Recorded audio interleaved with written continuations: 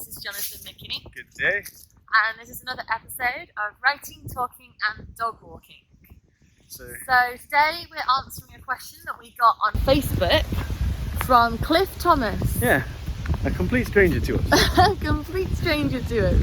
And he wanted to know about non-linear writing, non-linear timelines in stories. Right, so the first thing to say is that if you are going to break up the chronological timeline of the events of your story, then there may be a price that you pay for doing that. Yes. The price you might pay is predominantly you're building dramatic tension, you're getting your reader or your viewer excited, and then you're taking them somewhere else to something that is not immediately apparent as to why you're taking them there. And it can work really well. It can be brilliantly done. Exactly. You have to be very careful though, because it isn't something you should just enter lightly without thinking about. So No. you have to intend it from the beginning. Basically, we're going to do an intro to non-linear in this video, because there is a lot of different styles. There are a lot of different ways of doing it for a lot of different reasons. Yeah. So what we'll do is in another video we'll go through another example, another example, another example, so that we can break it down for you, the different ways of doing it. Yes. The different styles, so that it all makes sense. But it's quite a big subject to do in one video. Come on, Molly. And we should clarify the what it actually is. I mean, you probably are aware, but just in case you've not heard this before. Yeah, I think it's things like flashbacks to a different time. It can be flashed sideways, essentially, to events happening at the same time, but do not actually directly interlink with your story. So you take time away from your first timeline and go to another one. To an event that's happening at the same time as the first thing that you showed. Yeah. Right, yeah. So basically, non-linear means having multiple timelines that you visit. Yeah. It can be just two. Traditionally, you might find more frequently two timelines.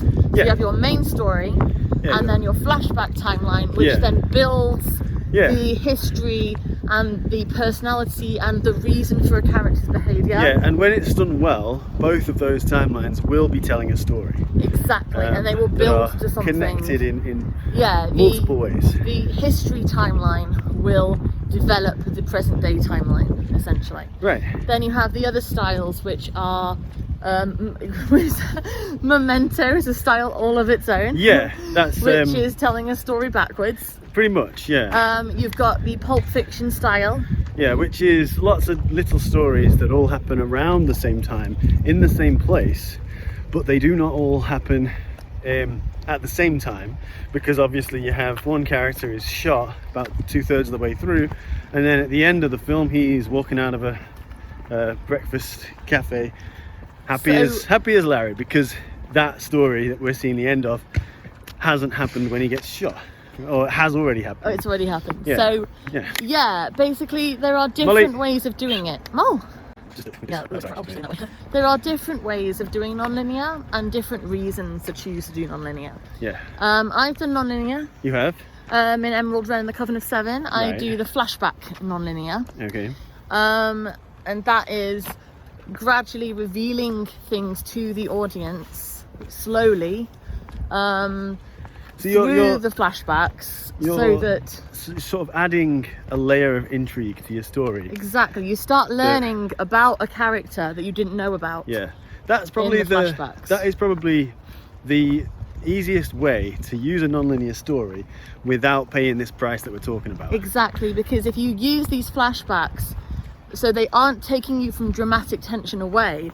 They're almost fueling the dramatic tension. And of course, as a writer, you'll find that there are times that you can sort of suck the air out of the room when it comes to your dramatic tension, without going back in time or into a different timeline, but just going to another place and at the same time that's not as interesting. Deciding to leave your drama for any reason. Yeah. If you're going to leave a big build-up, I had this conversation with my daughter Rose, who I wrote Nature Girl versus Worst Nightmare with. For almost every single decision that she wanted for this book, I went with it. And we did it. But for one of them, she wanted to take her characters, they were in the middle of a big fight, and take them on to a beach to discuss the way out of the big fight. Yeah. Instead of getting through the big fight with the, you know, with the drama as it was going, like, oh, they should go to the beach and talk about it. Yeah. No. That's nothing to do with non-linear.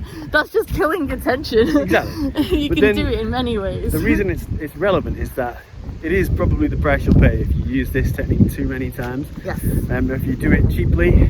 If you don't plot it and plan it in advance carefully. Yeah.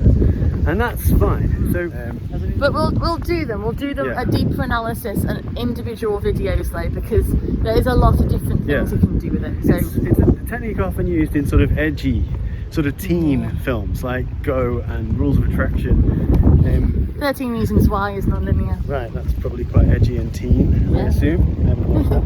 Yes, it is. So yeah, that about covers it, I think. Yeah. So if you have a non-linear story that you want us to explore, so that if you have a particular favourite that you say you want to mimic the style of, but aren't quite sure how to piece it together properly, right, let us know. We will, if we don't know it already, we'll watch it or read it. We'll watch it and we'll soak it up, and then we'll come back to you and discuss it and explore it for you and talk about how it's been done. Yeah. So if you want to do a non-linear story for whatever reason, if you particularly like it or you think it would work well for your story, we will give you examples of successful non-linears, so that you can then do them yourselves. And probably go looking for some unsuccessful ones so that we can show what goes wrong.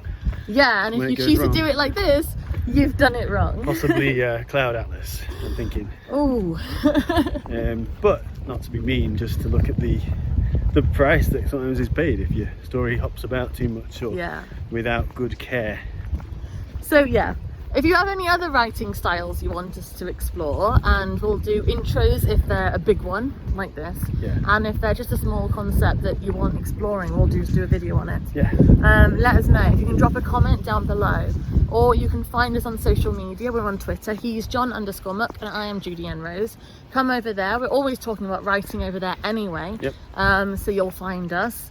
Also, if you go to www.sirenstories.co.uk, you'll find links to our individual websites, all our social media there, and as well all the books we have written, our podcast, and all the upcoming stuff that we are doing.